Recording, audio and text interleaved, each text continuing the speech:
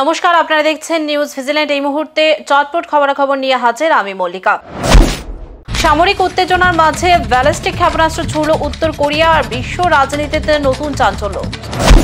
ত্রিপুরায় নতুন 3 প্রধান ফৌজদারি আইন কার্যকর নিয়ে পর্যালোচনা সভার সভাপতিত্ব করলেন মুখ্যমন্ত্রী doctor Manik Saha. Free fire গেমের ফাঁদে পড়ে মেলা ঘুরে দ্বাদশ শ্রেণীর ছাত্রী পালালো বহিরাজ্যের যুবকের সঙ্গে। হঠাৎ স্থানান্তরের সিদ্ধান্ত, ত্রিপুরা প্রাকৃতিক গ্যাস অফিস সরানোর গ্রাহকদের বিক্ষোভ।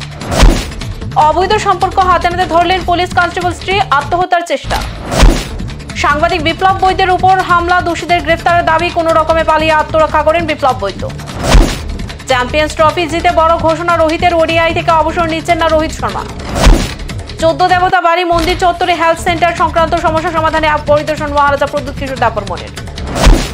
বিশালগড় ব্রিজ চৌমুহনীতে যানজটে আটকে পড়ে অগ্নি নির্বাপক দপ্তরের গাড়ি, স্থানীয় ব্যবসায়ী ও পথচারীরা যানজট মুক্ত করতে রাস্তায় নামেন।